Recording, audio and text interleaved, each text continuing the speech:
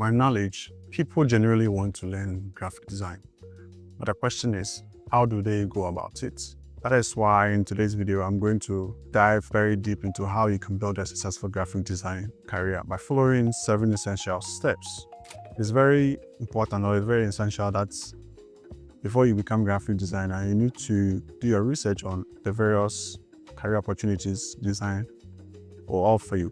You need to understand the vast landscape of graphic design, because design is not just about pretty pictures and pretty graphics. We're talking about communication designs or visual communication, and put it in that perspective, visual communication across various platforms. So we can talk of logo design, packaging design, motion designs, editorial designs, and all that. So you have to do research on these things to understand their role that they play in the business environment. So doing that, you look at the design skills that are in demand in your locality and globally. That will actually help you direct your focus and your career path. Second step that you need to look at is the form of education, how you want to educate yourself when it comes to acquiring the knowledge and the design skills. Do you think you can afford to go to a design school? Do you think it is necessary for you to study from online platforms in order to save costs? Or you can become a self-taught designer? A degree or a diploma will offer a comprehensive understanding of design theory, design history, and practical skill when it comes to doing the practical work in the design space or in the school setting. And it often includes networking opportunities and internships, because we have some institutions or some schools that invite agencies to come on board and train or help their students gain on the field experience. Yes, and the second process or the second pathway that you can acquire design skills or knowledge is through learning from online platforms like Coursera, Skillshare, or Udemy. And there are other several online platforms that you can learn design from, but these are the most, I think, the common platforms that we know of. And these platforms offer specific design lessons and tutorials on specific softwares that designers use.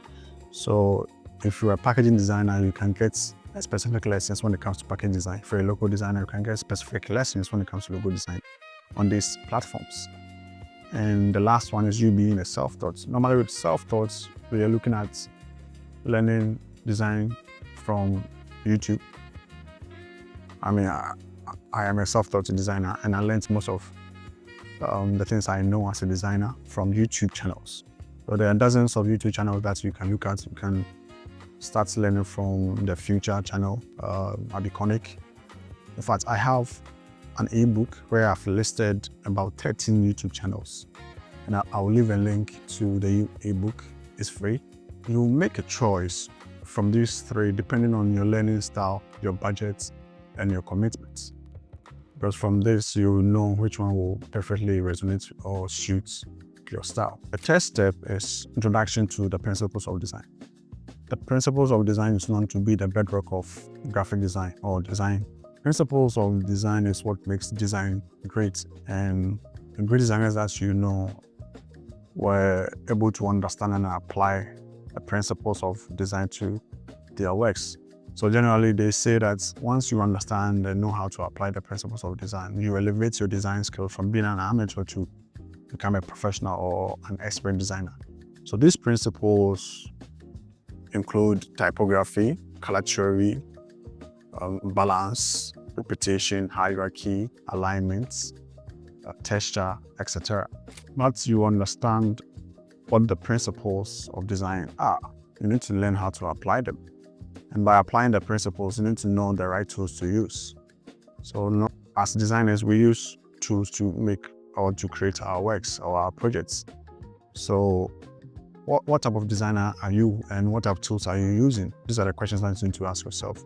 If you are an illustrator, what software or what tool is best for your work? If you are a motion designer, you need to ask the same question. So here we are looking at the industry standard softwares, the Adobe Creative Suite, where we have Adobe Illustrator, Adobe After Effects, Premiere Pro, Photoshop, InDesign, and other softwares that are being used widely by designers. You can also look at Affinity Designer. They also have a very good softwares. Yeah, I think they do have very good softwares. And you can also look at Figma as well.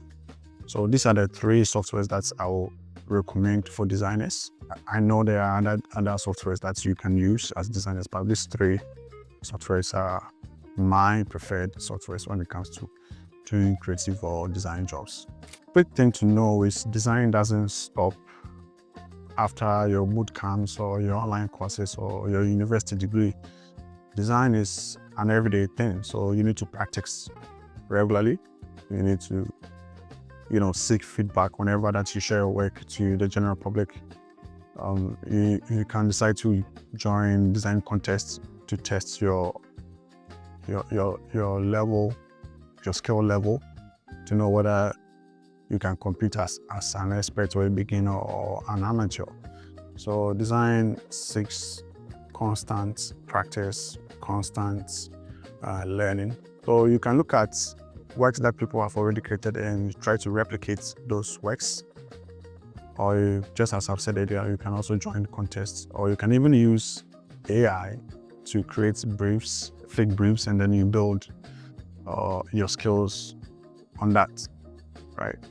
Yeah, so developing your skills and knowledge in design should be a constant thing for you. Yeah.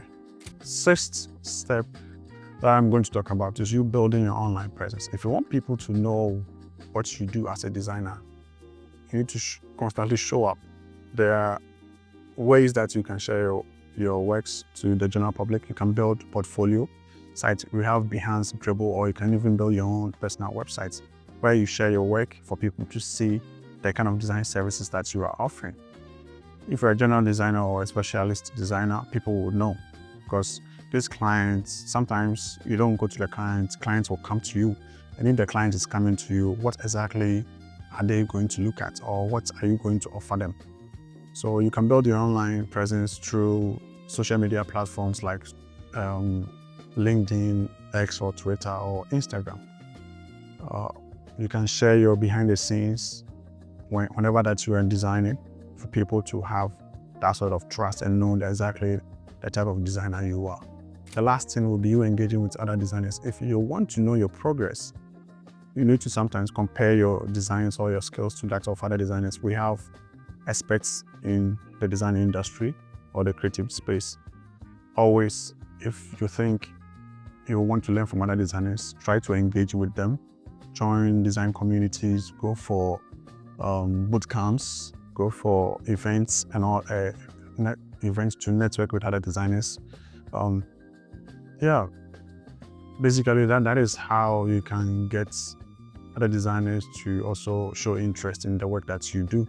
If you think you're having doubts or there's this inferiority complex, you can talk to designers who are way ahead of you to seek for mentorship or guidance from them. So these are basically the 7 steps that you can follow, or the 7 steps that you can adopt to build a successful graphic design career. If you find this video useful, don't forget to subscribe to my channel. I'll see you soon in my next video.